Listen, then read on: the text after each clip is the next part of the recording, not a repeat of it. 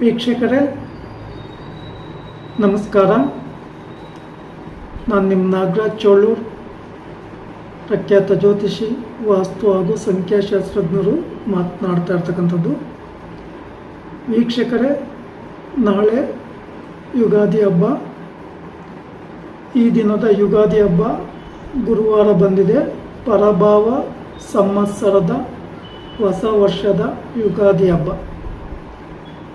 ಈ ನಾಳೆ ಯುಗಾದಿ ಹಬ್ಬ ಬಂದಿದೆ. ಇವತ್ತು ಬುಧವಾರ ಅಮಾವಾಸ್ಯೆ ಇರುತ್ತೆ. ಗುರುವಾರ ಬೆಳಿಗ್ಗೆ 7 ಗಂಟೆವರೆಗೂ ಅಮಾವಾಸ್ಯೆ ಇರ್ತದೆ. 7 ಗಂಟೆಯ ನಂತರ ನೀವು ಯುಗಾದಿಯ ಪಾಠ್ಯ ಪ್ರಾರಂಭ ಆಗೋದ್ರಿಂದ ಹಬ್ಬವನ್ನು ಆಚರಣೆ ಮಾಡಬೇಕು. ಈ ಬುಧವಾರದ ದಿನ ನೀವು ಸಾಧ್ಯವಾದಷ್ಟು ನಿಮ್ಮ ಮನೆಯನ್ನೆಲ್ಲ ಶುದ್ಧಿ ಮಾಡಿಕೊಂಡು, ದೇವರ ಮನೆಯಲ್ಲಿ ವಸ್ತ್ರದಿಂದ, ಒದ್ದೆ ಬಟ್ಟೆಯಿಂದ ದೇವರ ಮನೆಯನ್ನೆಲ್ಲ ಸ್ವಚ್ಛಗೊಳಿಸಿ, ದೇವರ ಚಿತ್ರಪಟ ಮೂರ್ತಿಗಳನ್ನೆಲ್ಲ ಶುದ್ಧಿ ಮಾಡಿ, 4ನೇ ಬೆರಳಿನಿಂದ ಗಂಧ ಕುಂಕುಮಾಕ್ಷತೆಗಳನ್ನು ಇಟ್ಕೊಂಡು ಪೂಜೆಗೆ ಸಿದ್ಧತೆ ಮಾಡಿಕೊಳ್ಳಿ. ಈ ಹಬ್ಬಕ್ಕೆ ಬೇಕಾದಂಥ ಪೂಜಾ ಸಾಮಗ್ರಿಗಳನ್ನೆಲ್ಲ ರೆಡಿ ಮಾಡಿಕೊಂಡು, ಗುರುವಾರ ಬೆಳಗ್ಗೆ ಸ್ನಾನಾದಿ ನಿತ್ಯ ಕರ್ಮಗಳನ್ನು ಮುಗಿಸ್ಕೊಂಡು, ಅನಂತರ ದೇವರ ಎದುರಲ್ಲಿ ಕೂತ್ಕೊಂಡು ದೀಪ ಹಚ್ಚಿ ಪೂಜೆ ಮಾಡೋದು ಒಳ್ಳೆಯದು. ಈ ಸಂದರ್ಭದಲ್ಲಿ, ದೇವರ ದೀಪ ಹಚ್ಚತಕ್ಕಂಥ ಒಂದು ಸಂದರ್ಭಗಳಲ್ಲಿ ನೀವು ಏನಾದರೂ ಹೊಸ ವಸ್ತ್ರಗಳನ್ನು ತೆಗೆದುಕೊಂಡ್ಬಂದಿದ್ರೆ ಅಥವಾ ಹೊಸ ಒಡವೆ ಏನಾದರೂ ತಂದಿದ್ರೆ, ಇನ್ನಿತರೆ ಕೆಲವು ವಸ್ತುಗಳನ್ನು ತಂದಿರ್ತಕ್ಕಂಥ ಒಂದು ಸಂದರ್ಭಗಳಲ್ಲಿ ಅವುಗಳಿಗೆ ಶುದ್ಧಿ ಮಾಡಿ, ಗಂಧ ಕುಂಕುಮಾಕ್ಷತೆಯನ್ನು ಅರ್ಪಣೆ ಮಾಡಿ, ದೇವರ ಎದುರಲ್ಲಿಟ್ಟು ಪೂಜೆ ಮಾಡಿ ಧಾರಣೆ ಮಾಡ್ಕೊಂಬೋದು ಭಾಳ ಉತ್ತಮ. ಈ ದಿನ ತುಂಬ ಪವರ್ಫುಲ್ ದಿನ ಆಗಿರೋದ್ರಿಂದ ಸಾಧ್ಯವಾದರೆ ದೇವರಿಗೆ ನಿಮ್ಗೆ ಇಷ್ಟವಾದಂಥ ಎಣ್ಣೆಯಿಂದಲೂ ದೀಪ ಹಚ್ಬೋದು. ಅವಶ್ಯಕತೆ ಉಳ್ಳವರು ತುಪ್ಪದಿಂದಲೂ ದೀಪ ಹಚ್ಚೋದಕ್ಕೆ ಅವಕಾಶ ಇದೆ. ಕೆಲವರು ಕಂಚಿನ ದೀಪ ಹಚ್ತಾರೆ, ಕೆಲವರು ಮಣ್ಣಿನ ಹಣತೆಯ ದೀಪಗಳನ್ನು ಹಚ್ತಾರೆ, ಕೆಲವರು ಬೆಳ್ಳಿಯ ದೀಪಗಳನ್ನು ಹಚ್ಚಿ ಪೂಜೆ ಮಾಡ್ತಾರೆ.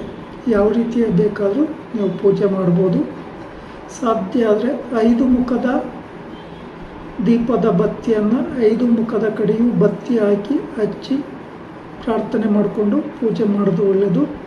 ಮೊದಲನೇದಾಗಿ ವಿಘ್ನೇಶ್ವರನ ಧ್ಯಾನವನ್ನು ಮಾಡಿ, ಗುರುವಿನ ಧ್ಯಾನವನ್ನು ಮಾಡಿ, ನಿಮ್ಮ ಮನೆ ದೇವರುಗಳ ಧ್ಯಾನವನ್ನೆಲ್ಲ ಮಾಡಿ, ಶ್ರದ್ಧಾ ಭಕ್ತಿಯಿಂದ ಪೂಜೆ ಮಾಡಿಕೊಂಡು, ನಿಮ್ಮ ಕಷ್ಟ ಕಾರ್ಪಣ್ಯಗಳೆಲ್ಲ ಪರಿಹಾರ ಆಗಿ ಈ ವರ್ಷ ನಿಮ್ಮ ಕೆಲಸ ಕಾರ್ಯಗಳಲ್ಲಿ ಯಶಸ್ಸು, ಆಯುಷು, ಆಯುರಾರೋಗ್ಯ, ಸಮೃದ್ಧಿ ಸಿಗಲಿ ಅಂತೇಳಿ ಪ್ರಾರ್ಥನೆ ಮಾಡ್ಕೊಳ್ಳೋದು ಭಾಳ ಒಳ್ಳೆಯದು.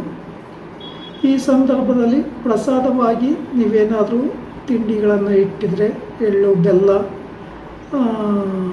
ಈ ಥರದ್ದೇನಾದರೂ ನೀವು ಇಟ್ಟಿದ್ರೆ, ಬೇವಿನ ಸೊಪ್ಪಿನ ಪ್ರಸಾದದ ಎಳ್ಳು, ಬೆಲ್ಲ, ಬೇವನ್ನು ಸಮವಾಗಿ ಸೇವಿಸಬೇಕು ಅಂತೇಳಿರ್ತದೆ.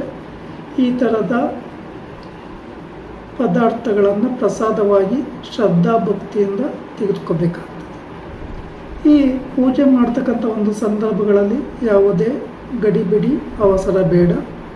ನಿಧಾನವಾಗಿ ಶ್ರದ್ಧಾ ಭಕ್ತಿಯಿಂದ ಪೂಜೆ ಮಾಡಿ, ಈ ದೇವರ ಮನೆಯ ದೀಪದ ಜ್ಯೋತಿ ಎಷ್ಟು ಚೆನ್ನಾಗಿ ಉರಿತಿರ್ತದೋ ಅಷ್ಟೇ ನಿಮ್ಮ ಕುಟುಂಬಕ್ಕೆ ಶ್ರೇಯಸ್ಸು, ಯಶಸ್ಸು, ಕೀರ್ತಿ ಸಿಗುತ್ತೆ.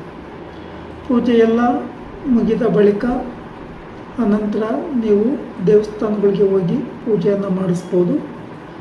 ದೇವಸ್ಥಾನಗಳಿಗೆ ಹೋಗಿ ಪೂಜೆ ಮಾಡಿಸ್ತಕ್ಕಂಥ ಸಂದರ್ಭಗಳಲ್ಲಿ, ದೇವಸ್ಥಾನದ ಪ್ರದಕ್ಷಿಣೆ ಆಗ್ತಕ್ಕಂಥ ಸಂದರ್ಭಗಳಲ್ಲಿ ಜಾಸ್ತಿ ಜನ ಇರುವ ಕಡೆ ಅತಿ ಅಮೂಲ್ಯವಾಗಿ ನಿಮ್ಮ ಒಡವೆ ವಸ್ತ್ರಗಳ ಕಡೆ ಹೆಚ್ಚಿನ ಗಮನ ಹರಿಸ್ತಕ್ಕಂಥದ್ದು ಭಾಳ ಒಳ್ಳೆಯದು. ಪುಟಾಣಿ ಮಕ್ಕಳು ಹಾಗೂ ನಿಮ್ಮ ಅಮೂಲ್ಯವಾದಂಥ ವಸ್ತುಗಳ ಬಗ್ಗೆ ಹೆಚ್ಚಿನ ಜಾಗೃತಿಯಾಗಿರಲಿ. ಈ ದಿನ ತುಂಬ ಶುಭದಾಯಕವಾದಂಥ ದಿನ. ದೇವಸ್ಥಾನಗಳಿಗೆ ಹೋದಾಗ ಸ್ವಲ್ಪ ಹೆಚ್ಚಿನ ಶ್ರದ್ಧಾ ಭಕ್ತಿ ಮನಸ್ಸನ್ನಿಟ್ಟು ಪ್ರಾರ್ಥನೆ ಮಾಡ್ಕೊಂಬೋದು ಭಾಳ ಉತ್ತಮ. ಕೆಲವೊಂದು ಸಂದರ್ಭಗಳಲ್ಲಿ ಯಾರೋ ಸ್ನೇಹಿತರು ಬಂದು ಅಂತಲೋ ಅಥವಾ ಯಾರೋ ನೆಂಟರಿಷ್ಟರು ಬಂದರು ಅಂತಲೋ ಅಥವಾ ಇನ್ನೇನೋ ವಿಚಾರವಾಗಿ ನಾವು ಚರ್ಚೆ ಮಾಡ್ತಕ್ಕಂಥದ್ದು ಅಷ್ಟೊಂದು ಉತ್ತಮ ಅಲ್ಲ. ದೇವರ ಕಾರ್ಯ ಮುಗಿದ ನಂತರ ಬೇಕಾದರೆ ನೀವು ಅವರ ಜೊತೆ ಕುಶಲೋಪರಿಯನ್ನು ವಿಚಾರಣೆ ಮಾಡ್ಕೋಬೋದು. ಇಲ್ಲಿ ದೇವಸ್ಥಾನಗಳಿಗೆ ಆಗಲಿ ಹೋಗ್ತಕ್ಕಂಥ ಸಂದರ್ಭ ಅಥವಾ ಮನೆಯಲ್ಲಿ ದೇವರಿಗೆ ಪೂಜೆ ಮಾಡ್ತಕ್ಕಂಥ ಒಂದು ಸಂದರ್ಭದಲ್ಲಿ ಅತಿ ಮುಖ್ಯವಾಗಿ ಬಿಲ್ವ ಪತ್ರೆಯನ್ನು ಬಳಕೆ ಮಾಡ್ತಕ್ಕಂಥದ್ದು, ಪೂಜೆಗೆ ಬಳಸ್ತಕ್ಕಂಥದ್ದು, ದೇವಸ್ಥಾನಕ್ಕೆ ಬಿಲ್ವ ಪತ್ರೆಯ ಹಾರ ಕೊಡ್ತಕ್ಕಂಥದ್ದು ಅಥವಾ ಬಿಲ್ವ ಪತ್ರೆಯನ್ನು ಕೊಡ್ತಕ್ಕಂಥದ್ದು ಬಹಳ ಉತ್ತಮ. ಈ ಪೂಜೆಯೆಲ್ಲ ಮುಗಿದ ಬಳಿಕ ನೀವು ಮನೆಗೆ ಬಂದು ನಿಮ್ಮ ಕೆಲಸ ಕಾರ್ಯಗಳಲ್ಲಿ ತೊಡಗಿಕೋಬೋದು. ವೀಕ್ಷಕರೇ, ಈ ಯುಗಾದಿ ಹಬ್ಬ ಪರಭಾವ ನಾಮ ಸಂವತ್ಸರದ ಹೊಸ ವರ್ಷದ ಯುಗಾದಿ ಹಬ್ಬದ ಶುಭಾಶಯಗಳು. ನಿಮಗೆ ನಿಮ್ಮ ಕುಟುಂಬಕ್ಕೆಲ್ಲ ಆ ದೇವರು ಆಯುಷು ಆಯುರಾರೋಗ್ಯ ಕೊಟ್ಟು ಯಶಸ್ಸು ಕೀರ್ತಿ ಸಮೃದ್ಧಿಯನ್ನು ಕೊಡಲಿ ಅಂತೇಳಿ ಪ್ರಾರ್ಥನೆ ಮಾಡ್ಕೊತೀನಿ. ವಿಶೇಷವಾಗಿ ಈ ದಿನ ಹೊಸ ವೆಹಿಕಲನ್ನು ಪೂಜೆ ಮಾಡ್ತಕ್ಕಂಥವ್ರು, ಒಡವೆ ವಸ್ತ್ರಗಳನ್ನು ಪೂಜೆ ಮಾಡ್ತಕ್ಕಂಥವ್ರು ಪೂಜೆ ಮಾಡಿದಾದಮೇಲೆ ಧಾರಣೆ ಮಾಡ್ಕೊತಕ್ಕಂಥದ್ದು ಭಾಳ ಉತ್ತಮ. ಈ ವಿಡಿಯೋ ಇಷ್ಟ ಆಯಿತು ಅಂದರೆ ಲೈಕ್ ಮಾಡಿ, ಶೇರ್ ಮಾಡಿ, ಫಾಲೋ ಮಾಡಿ, ಆ ಲೈಕನ್ ಒತ್ತಿ, ಬೆಲ್ ಐಕನ್ ಒತ್ತಿ. ನಮಸ್ಕಾರ.